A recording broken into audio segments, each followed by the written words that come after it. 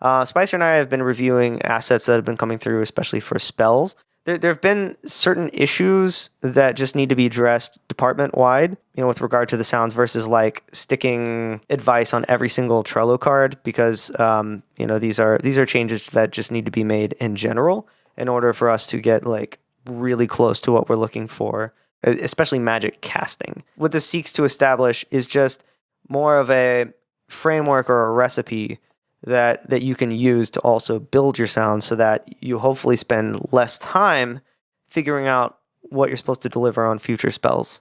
So, magic, as I can think of in every instance, is the wizard has a thought, I want to do this. They have to summon the magic, and the magic has to come from somewhere. Sometimes it's from inside the person. They've got to like summon that to like their hand or a point on their body or something. Maybe it comes from living beings around you, like Goku's spirit bomb or something, but the magic is collected and summoned to a point at which it can be cast. The second it's cast, it doesn't automatically affect the enemy, right? It's got to travel to the enemy or the target. Even if we're doing like Wingardium Leviosa, just levitating a feather, we're like, hey, I want to levitate that feather. Cool, gotta do my wandy stuff to kind of like turn up the magic, and then I've got to actually cast, and then it may be very short, but that magic has got to reach out to this feather and start levitating it. So from left to right, our axis is time. I think of this as our ADSR, just for magic instead, like attack, decay, sustain, release, and that's a time-based thing, right? So sometimes when I present this idea, like when I first brought it to art, they were like, yeah, but like, do we want to have all this time where you're like waving the wand and stuff at the beginning? And that's a fair point. What I think is really important to understand is that this whole portion of it might happen within 0.2 seconds, 0.1 seconds. It might be very fast, unless it's a charge up attack or something, but it's a necessary step in the chain here. What we need to think about is like, when it reaches the enemy, that's going to be one asset, right? Those are the projectile like hitting damageables or not, or non-damageables. Obviously, like the player is going to be thinking, there's not really any feedback for that. So for the most part, with few exceptions, the casting is actually going to include a summoning of magic and then the casting. Right now, a lot of what we're getting is just the casting. So think the moment that the magic leaves the staff.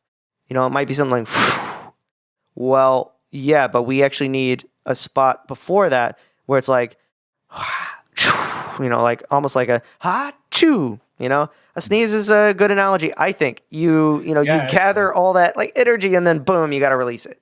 Yeah. Sometimes it's like a big like, and sometimes it's just like, yeah. And but like what you just did there, that was a really quick achoo, but there was still two parts to it. Right. It was, achoo. Right. Yeah. Versus like a word, there are still syllables in it.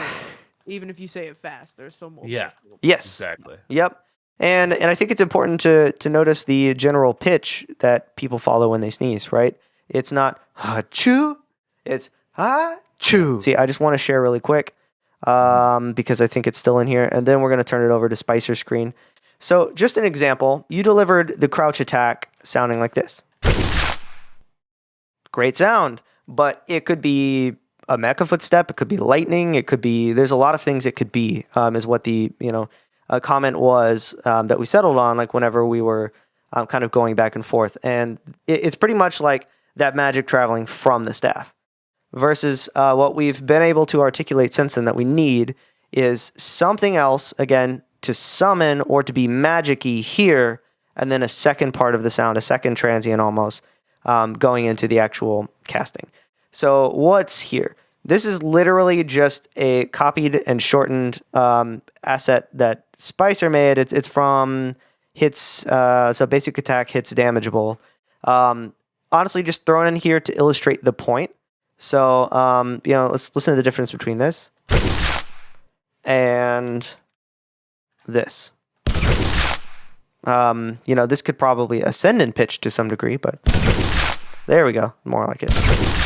Yep. Yeah, like you can hear that that's more of an action, I guess, rather than just like a No, it's a good sound, but it is like kind of nondescript. It's like there's a bunch of It elements in there feels that's kind more of a whole wash. than like it's just a layer. Yeah, defined. It's just defined. Right.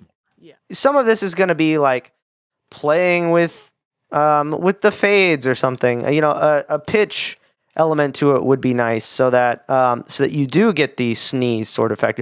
Ah, choo. You know, this doesn't serve as a perfect like representation of that, but it gives us an idea of like the timing potentially and maybe how to build one of these. And when I talk about building it, this is really important too. I think it would be best for all of us to keep like that summoning of magic relatively short. I mean, pretty short, not even relatively. And we should make sure that we cut to transient on that so that it's always available right at the beginning of the event. But that sound should be like designed separately from the actual like casting portion of it. So I would think of this as summon, this is cast, so that as animations roll in, we could just do that. If the animation's very quick, you know, do this. If it's a longer windup, you know, and so that I think is gonna save us time, energy, and stuff. And you know, dial it in. Yeah. After we see the stuff without actually going back to the DAW. So Yep. So, you know, be careful not to do something like, I don't know, put like a stupid amount of reverb on this and have this one like super dry or something. Obviously, these things have to mesh, but they can be designed separately. And it might be a good idea, since we have the two tracks going on, where if needed, we could throw a compressor in here, you know, just doing some light gluing, you know. But if it doesn't need it, don't waste the memory, you know. So at this point, I would switch over to watching Spicer Screen. So dialing into what Adam's saying, everything falls into one of these three categories. So then the rest of the document was just trying to decide how each is constructed. So, like he's saying, like the different stages it goes through. Again, yeah, like here to here, left to right could be half a second, like or 10 seconds or whatever. So summoning is like vocal effort, whoosh, shimmer, ascending. The pitch thing, let me just explain the shapes. I mean, more or less like the vertical things are just like transients, kind of. I could like there. This I just went with the obvious visual of like, you know, the in achu, right? Is the body of this here, the little triangle. The stuff that happens as a build up. The arrows are to kind of represent pitch. So if you have something that summons, it's not going to pitch down pretty much ever. It's going to be a mustering of energy, so it's going to ascend, right? Not unless it's like a black hole spell or something. Yeah. That would be Right. one case where it might break that. Boo. But even then, You know. if you have like a sonic boom that goes down, you might still True. have like elements up in a higher frequency that go up. Totally. So this is to sort of represent a similar thing here. But so like these two objects here could be the same thing, you know? Or this could be a smaller version of it or a different element, but it's a similar thing, but just a shorter version where it's going right into the transient. Then you have your transient, then you have your tail. The other thing too is like these kind of at times stack on top of each other. So like you have, say you had all this stuff. Well, this could like actually overlap right here, right? In the actual, like if you think about this as tracks in a DAW, that could overlap there. Or an F mod. Or an F mod, yeah. Yep. This could be like the transient goes right up until the projectile, and then this kind of bleeds into this, but then this is like either a loop, this is supposed to be a loop, it's not a great representation, or, you know, a one-shot tail. Yeah, so for the most part, I think it's smart for everyone to do a one-shot with you know, an appropriately long tail. It shouldn't probably be too short. Yeah, I would err on the side of probably too long rather than too short. Just we can make the game fade you out. There may be a few cases where looping is best, but unless it's like a hovery type thing, I'm not really sure. Or slow moving projectiles. The impact is quite a bit. Like if you actually listen to them and look at the representation here, they can be very similar because there's this section kind of in common, you know. But there's a couple extra things. Like this basically serves as this, but it's like the lead in is very short into the transient, and it's just kind of like, and I mean honestly, this could not be in there. Like if we're trying to keep everything really snug against the transient. So this element could be incredibly brief and almost part of the transient. Like if you look at a transient of like an explosion, it's not the highest peak point is not at the very beginning of the region, you know. Sure. There's still a little bit like milliseconds of information Mm-hmm. before the actual high point. So Yep. that is maybe how you should think about this part of it, like which is basically that same as this here. Yep. Uh, Do you just want to copy that tiny triangle over to there, or does the arrow still make more sense? Well, I like it because it looks like a projectile hitting something. Fair enough. Fair enough. Okay. Maybe just put it more into the transient. Yeah, there you go. Yeah. There you go. So body and tail for this could kind of be the same. Information can kind of bleed over, I think. This could be non-existent. This could be longer. Like in the case of like that flame fireball sound that we had. This keeps snapping. The fireball thing we had, like the body of that was a lot, and I think it needs to be because it's like it is more of a literal flame up and like more texture fire stuff happening. Than like Bit's basic attack, which I think should maybe be pretty short and just kind of basically go right into the impact or the reverb tail. I don't know if you've played Hogwarts Legacy, but the way that they do the magic sounds in that, I think it's like a really good example of this. Like their basic attack, especially, it's like very quick, very short, very quick. And then they have a wide variety of other types of spells that do kind of vary, just like this. Yeah. We're getting 100%. A lot of that game. I used that as a reference for the elemental study music too. Yeah, and then so the pitch down and up thing. Oh yeah, and then cast. I mean, I didn't mention pitch, but like pitch down for like something moving away from you, kind of like hinting at the Doppler effect. So this has both up and down because this would be hits damageable, and this would be hits non-damageable. So success, failure. Go with your gut if something doesn't feel like you don't have to have all these elements. Like I'm saying, like if I think we covered like what we kind of loosely expect from this, but you kind of go off of this as a starting point at least. This is a very good jumping off point. Say like no one's done the ice shards thing yet. Like this is a great way of looking at impact, fireball. What's the other one? Charge upgrade. Ice shards is different because it's going to be like a semi-automatic speed, right? So it's going to be different. Like this, the casting is going to be. What if we just do like?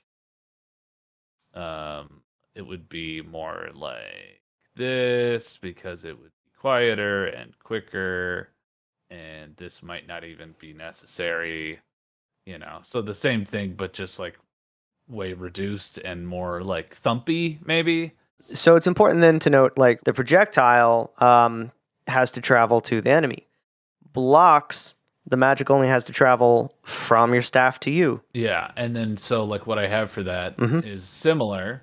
I don't have any points written down, but no, we're gonna build some of those tonight together. You kind of see it's pretty similar elements, but because there's not something traveling through the air,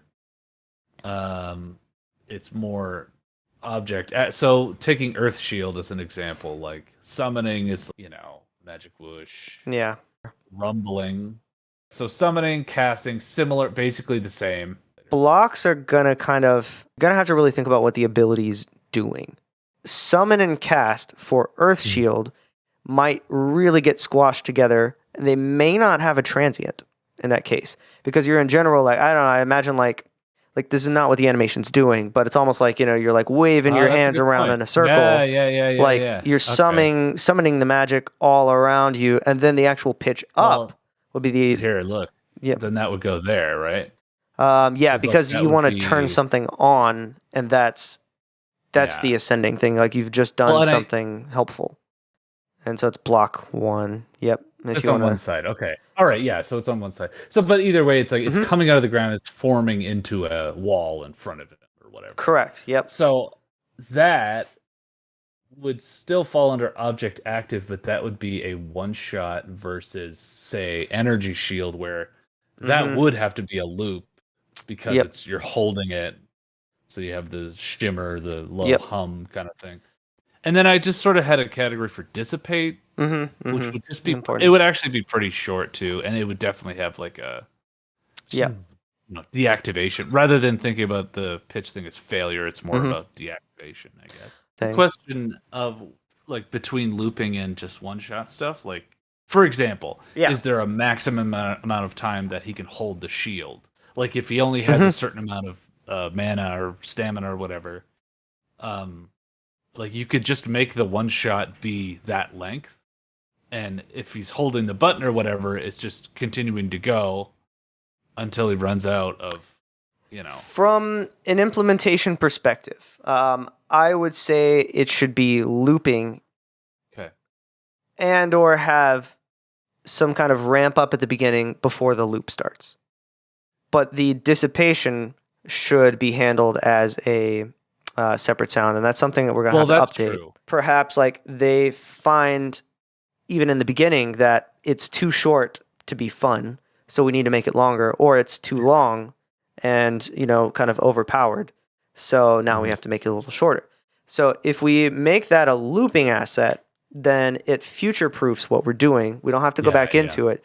We can put a little release time on it so that it just gets turned down, but then that pitch down is going to have to be handled in the dissipation, whether it's built from the same sounds or not. Like perhaps it's not just the force shield, ooh, going ooh, and maybe it's ooh, and then you get a, like a soda can opening or something, Those are two completely separate things, but they can go together, There, maybe.